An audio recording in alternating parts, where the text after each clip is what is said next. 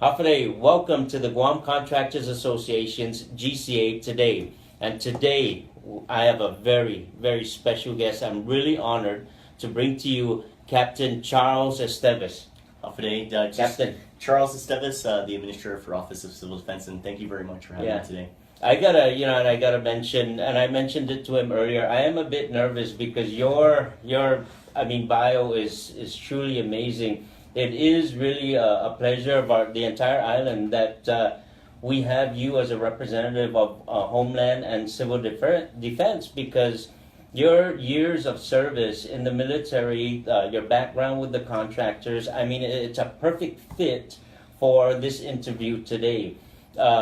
Being in the Horn of Africa, defending us in Afghanistan as well. I mean, it truly is a pleasure of ours, the entire island. And thank you so much for your service and your parents. I tell you, parents, grandparents. God bless you guys because totally awesome. Yeah, I'm very thankful. I've had a very lucky life. I'm very thankful and proud to have served. Big proponent in education, professional development, and I just thank you for having me today and the chance to promote our mission and what we do at the Office of Civil Defense. Okay, great. And today, because this is the Guam Contractors Association, I'm going to try to relate that as much as possible here. Now, when I was listening to you guys at the Guam Chamber of Commerce's luncheon, you mentioned something about natural disasters. And when disasters happen, the effect afterwards, your team, everything, Guam goes into a mode of let's get back to normal. Could you elaborate on that, on what you do? So we practice what it's called a whole community approach to preparedness.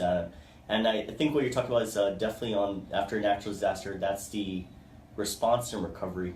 During both response and recovery, we rely heavily on the private sector to get us back, basically to get the island back up and running. Nice. So when you said heavily on the private organizations, we're talking about contractors, stores, things of that nature. Now, how much do you know in the most recent really bad disaster that the Homeland has actually spent? Yeah, so there is a dollar tag to most of the disasters, and you hear millions of dollars, billion for some of the major ones. Wow. And so the way it works is we have what we call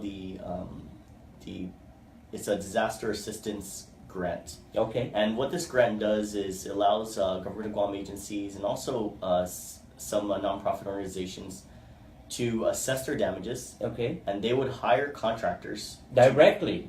Nice. To perform the work. I mean, this is an emergency procurement also, by the way, because we need to get the island back up and running. Yes. I mean, immediately. Correct. And the way it works is it's normally a 25-75 match. So the agency will pay 25%, and then the federal government will reimburse up to 75%. Outstanding. But still 100%, of course, to whatever the contractor invoices the agency. Okay, so how long before I get reimbursed, or you get reimbursed, or whoever gets reimbursed? I mean, I perform your task, I get the job, and let's say it costs $50,000. Well, remember, as a business owner, you need to be paid whenever you need to be paid, whether that's net 30, 60, 90, whatever the terms of that contract is. It's the agency who has to wait for the reimbursement. Oh, so we, as a contractor, we don't wait. It's 30, 60, 90. Whatever you work, the contractor works between the agency.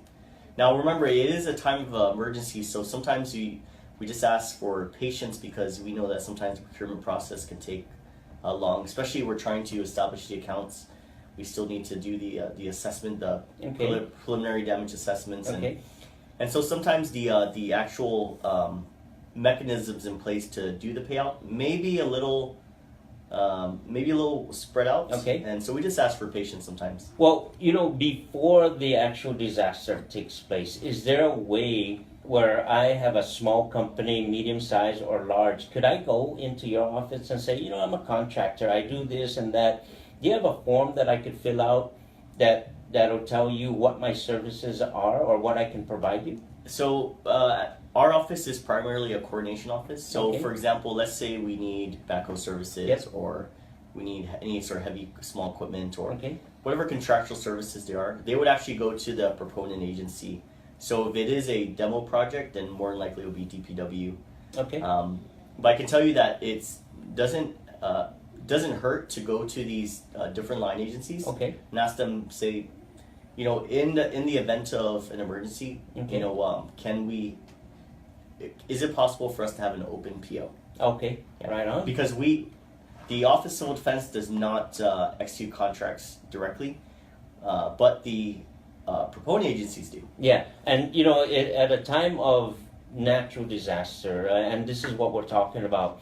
Sometimes, Guam, we're in that state of emergency. Correct. I mean, from water, power, communications, things of that nature, and really, and I really appreciate the last typhoons because you guys were on the ball. I mean, it really didn't feel like it was such a great disaster, even though it was. It really was, and we have to take that seriously. And I think having those mechanisms in place allows for all the agencies to work together and communicate and get us back on our feet. Thank you very much for that. Correct. Is there anything that you can do to maybe get us prepared in advance? I mean, establish a Government of Guam vendor ID number, because sometimes vendor, when they want to maybe do work, okay. they're not in the Government of Guam system, so the Okay. payout is going to be delayed. So establish a Government of Guam vendor ID. Make sure you have all your documents in place. Appropriate contractor's license. Because when the actual agency files for reimbursement, Yes. they're going to make sure that the contractor is a licensed Correct. contractor, and that they are capable of doing everything in the scope of work. Nice. Because all the reimbursements is all scope of work driven. Okay, great. And and I appreciate that by you saying licensed contractor, you have to abide by that law, because Correct. sometimes things get out of hand, and in time of need, having everything in place just really allows for your office to move that much quicker. Now, we've talked a little or a bunch on natural disasters.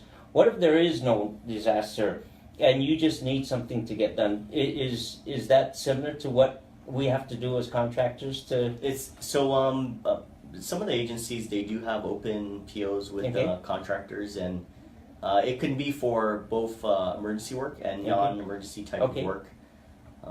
And it really depends on the needs of the agency, but sometimes, depending on the situation, we may not anticipate the needs. Okay. Like, for example, there was I believe it was East Agani where the road collapsed. Yes, yeah, Yeah, so right, that- right by Lupeng. Yeah. And so we were lucky that DPW had their open POs in Okay. place, because we were able to actually repair that road. I think within 36 hours, I want to say. Funny you mention that, because I have to think about that, because just that formula in place, I really, as a consumer and a driver, I mean, Marine Corps Drive, that's a main artery here on Guam. I really didn't feel that effect. Correct. You guys moved that much quicker, And it was interagency, cross-agency type of response. It was not only was DPW, but you had the Guam Police Department on there providing traffic control. You had just different private vendors there as well, because they have to check their lines under the road. For example, Pacific Data Systems or... Oh, okay. Yeah. So there's a whole array of different contractors you do use. I mean, from the heavy equipment, people who dig trenches. What about buildings? What about if there's a building, a structure of yours that collapsed? Do you hire contractors that from plasters? I mean, let's talk about supply. I mean, Oh, yeah. what about going to Benson's? Do you have that PO? We need this, we need that. Sure. And Yep. Open POs of Benson, Home Depot, and a lot of the major hardware stores. Because you're right, we never know what we're going to need until we actually assess the situation. correct. And so that whole program exists with Homeland Security, Civil Defense. Yes. And you're the administrator. Yes, I am. No. So if I may ask where you live, so I can live next to you. I'm just kidding. But it really is a joy and to know and reassurance on my regard and for the rest of us to know that Department of Homeland Security and Civil Defense has somebody like you, your entire organization, that is just boom, boom, boom, getting everything back to square one. And God forbid we have another natural disaster, but God bless us all, because we know there's an organization that exists that allows for quick things. Any last? Yeah, it's a whole community response. It's not only the government of Guam, it's all our private sector partners, our military, our federal partners, nonprofit organizations, schools, media outlets. Yeah. Takes a whole community, because honestly, during a time of emergency, it's only us. Correct. And you know, God bless you guys for that. And you know, I couldn't end this session because I am just really, people of Guam, this man here, Captain Esteves here, I gotta say something about his credentials. I mean, 17 years in the military. He's been with the private contractor for a long time. Project management. He has a bachelor's, master's degree, working on his doctorate degree. I mean, this guy doesn't look much older than a college graduate himself. And, you know, really, it is, and I think the governor had made some excellent choices in this regard, putting the right people in the right places. Thank you so much for your time. And on 3, could we wish all our dads out there Happy Father's Day? 1, 2, 3. Happy Father's Day.